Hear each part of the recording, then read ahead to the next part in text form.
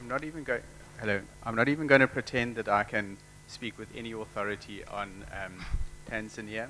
What I can do is share some experiences from South Africa, where I work for an agency that oversees the largest transport PPP or concession in Africa. It's the Gautrain project. It's a $4 billion US dollar passenger rail system in the province of Gauteng, linking Johannesburg and Pretoria, as well as the airport.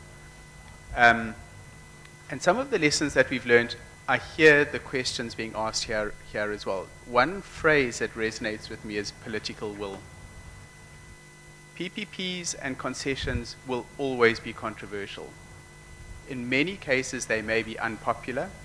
In many cases, they impose very transparent costing that otherwise can be hidden in a state-owned enterprise, that people look and say, wow, that's a very expensive system. There must be a better way of doing it. The very vivacious presenter before lunch was saying how in the UK, PFI is suddenly no longer positively viewed by the public. That is after the entire health network had been revitalized through a PFI program. Why is it unpopular? Because the costs are still borne by government. Which leads me to the next point, which is that any government who does PPPs, because they feel that it will bring in money that they don't have, is possibly misled. Certainly from the point of view of timing, it may help, but a PPP will not bring in money that the government couldn't otherwise raise. I would argue prepared to have a debate about that. I think the reason that you do PPPs in transport is goes about efficiency gains. It's about having a network that works, that gets goods and people from origin to destination effectively, efficiently, and on time. And if you can do that through a PPP, then that's the right modality. You don't do it because someone comes in and says, we're going to give you an enormous amount of money to do this. I would also make the point that the management of these concessions is so important. You know, it's quite easy for governments to hire very good transaction advisors. And one benefit of the crisis, the financial crisis, is there are a lot of unemployed bankers who will come and give you very good advice on structuring the deal. And that advice will probably be good. In my experience, that's 10% of the battle. Because having negotiated and signed an agreement that is good practice, it's in the management that's tough. That's my day-to-day job. That's what I do now, is trying to make sure that the contract is honored and implemented by the private sector, but also making sure that government doesn't interfere, that it honors what it said it would do when it signed the concession agreement. And I'm happy to say our agency is a very strong team. It's well funded, and it still relies, fortunately, on existing political will that has been maintained, and it goes a long way to making it a successful concession. Thank you very much. Chair, now that a bit of what is in Tanzania has been described, and I'm coming from the regional perspective, let me delve into what I see we need to do, particularly in relationship with the common market, Tanzania vis-a-vis the common market. And I want to start by what I think would be the kind of infrastructure that would help this country tap into the common market benefits. And I want to fly off from a statement by President Kikwete when he launched with President Kibaki the reconstruction of the Arusha-Namanga Athi River Road. That was in April 2009. He said that Tanzania has the biggest responsibility in terms of infrastructure to deliver in the region the infrastructure that is needed to drive the common market. And I do agree with him, because when you look at the size of the country, the corridors that we are talking about, most of them, about 60%, are in Tanzania. You have the central corridor, you have the corridor from Beira to Namanga, you have the corridor from Beira to Nyakazi, you have another one from Biharamulo around Bukoba and exiting into Kenya. So in terms of even roads, Tanzania has a very huge network to cover. But how does this country deliver that network? I had right from the beginning the question of prioritization. I think that must be uppermost in our thinking. It has to be prioritized. Tanzania as a country cannot deliver what we need in a day without prioritizing. Then Tanzania needs to also address the question of connectivity. We have two corridors, rail corridors, the central and the north. They are not linked. So you cannot interuse the wagons, you cannot interuse the engines, you cannot interuse the capacities. So there is need to network the railways. And I think the first speaker, rather the second speaker, mentioned this, that for the railways to turn around, there must be a system, it must be networked. Railways don't make money from port to destination. There has to be the density. If you have only one train leaving Dar es Salaam to Kigoma, it doesn't matter whether you have a standard gauge railways, you will not make money. It has to have the density, there has to be the need for that capacity. Then there is a question of reliability. Are our networks reliable? So the question of reliability then follows into the question of capacity. Do we have the capacity? Somebody has just said about the cock-up at the ports. We need to address the port infrastructure if our railways are to drive the transport system. The question that has also been brought about by businesses is logistics. You find because of the uncertainty of the transport system, you carry more inventories that you need, than you need. Whether you are a supplier, whether you are a distributor, you carry more stock because you need it. You don't know when this thing will break down. So that question of inventories is expensive for businesses, and it is because they have to over-provide because of the problems of transport. How about the cost of transport? Somebody said here in the morning that it's much more cost efficient to transport a container from Hong Kong to Mombasa or Dar es Salaam than to transport that same container to the hinterland. And it has now been assessed that most of the cost is not about the physical infrastructure. It's about the delays in the borders. The container is at the port for 24 days. You go to the border and all these roadblocks, we need to eliminate them because they don't add value to a transport system. The axle load control is a major problem.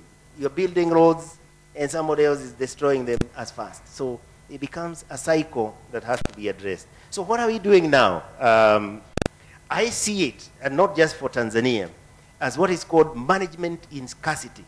You're just managing what you have, but you're not too sure whether it is even carrying the current loading, leave alone capacity for development. So for Tanzania, we think that if you do not address also the question of the management of these infrastructures, you will still have a major problem. The next question, of course, is the question of the regional window. How is the community helping these countries to develop, particularly that linking infrastructure?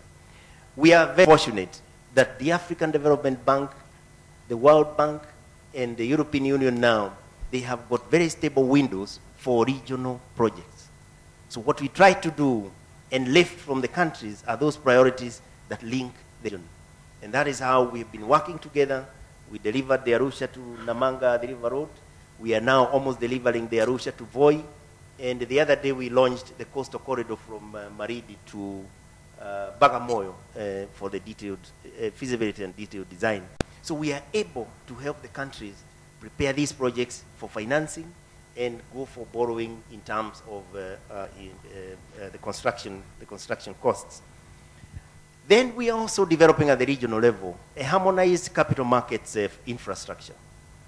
I heard this morning that Tanzania is trying to issue a bond for infrastructure development. It won't be effective if we do not have capacities for that kind of activities at the regional level. Not at the regional level for Tanzania, but at the regional level, because these projects must also link to the other side.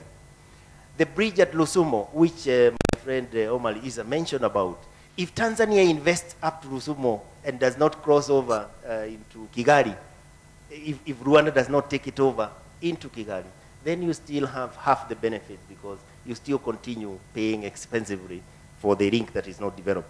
So we are trying to develop that regionalness in our projects so that we are able to tap into that regional financing.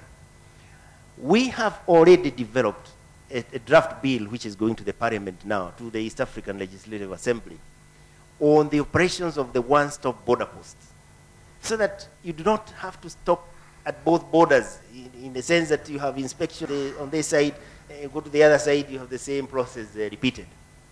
That is going to reduce, we believe, the dwell time at the borders to just 1 day. Because you're also going to develop facilities to enable that. And many of the transporters have complained about the borders because you have the bureaucracy on this side, you go across the other side, you have the same bureaucracy, and it doesn't end. So we now have a bill that brings on board commonality in terms of regulations for the one-stop border operations. That should be through by about August. Eventually, there is also the other question of cross-border investments in infrastructure. The common market provides for freedom of provision of services. So we are thinking that these are capacities that we should now start tapping, particularly in terms of construction. The construction industry is foreign-based, literally. Most of the major constructions that are ongoing have been sourced from outside. The local contractors are dead. So when the foreign contractors do the construction, the people who should move in for routine maintenance and the usual lower level coordination of that infrastructure are gone. So we are also trying to develop the capacity for local construction industry. Thank you. Mine is more a point and also carry on the PPP clarification. We've had this PPP discussion in different forums, and I think what the view is that the two parties, the government looking from the public sector and the private sector, the government's output from the PPP should never be revenue, should be the public good in terms of delivering a service. And the private sector, basically, I'm putting my money in, I need to get something back at the end of the day. But the mistake is government expects revenue from this PPP, which that's where things then fall apart, because then basically I will not put money in if it's going to go the other side, and they just give me the facility to run that. But then the next thing was, the other point was really on, we talked about the construction industry and sustainability after the event, which goes back to a point that we raised early in the morning, but I still wanted to emphasize on that point, in that there's always this focus on infrastructure and power and everything, but then the thing that should always come first should be capacity building. But we always make that mistake, and we put so much effort on getting the infrastructure in place. We bring in all the foreign experts to do the work, but then what happens, you basically highlighted that. And really the discussion should always change and say, let's build the capacity. Then after building the capacity, look at the infrastructure we need to do, then operationalize it. The mistake has always been, and most of Africa, I find that's the issue, that we look at the infrastructure, bring in the consultants, bring in the construction companies, they put it up, and what do we do next? I just think we need to rethink about chicken and egg syndrome and figure out how to do that right. On that note, final word, one word, what would you like changed? Transportation and No, I mean, I think the question is, you know, we must be positive about Tanzania, because Tanzania, its location is absolutely fantastic. It has a very, very bright future. It could be the strongest economy in the whole of the East African community, easily, if the government has the will to change. Yeah. Tony? It was the slide up in the beginning that did it for me. Borrow smart to spend smart. I think that if you couple that with all the good advice that's coming out today, I think Tanzania will do exceptionally well. Currently there is a very strong political will to develop the railway network. We are, I think, kind of neglect the railway for a number of years. Now there is a very strong commitment. We want to save the roads and also make sure that the railway contributes to the economic development of this country. and also to take the opportunity we have, the geographical location, to use the ports for the economy, really strong port and maritime transport system where our neighbors would make use of the ports, and the government stands to gain a lot by developing these ports, the Dar es Salaam port, Tanga port, and the Mtwara port, and of course also the inland waterways. We want to make sure that they are developed, Lake Tanganyika to serve the DRC, Burundi, and also the Zambia, Lake Victoria, and likewise the Lake Nyasa. So there is a very strong commitment from the government side to make sure that we involve first the private sector, and also, if it's not possible, make sure that the government finds finance to develop this project. Thank you. Philip, I'm going to ask you this. You mentioned one-stop border, reduce it to 1 day. When?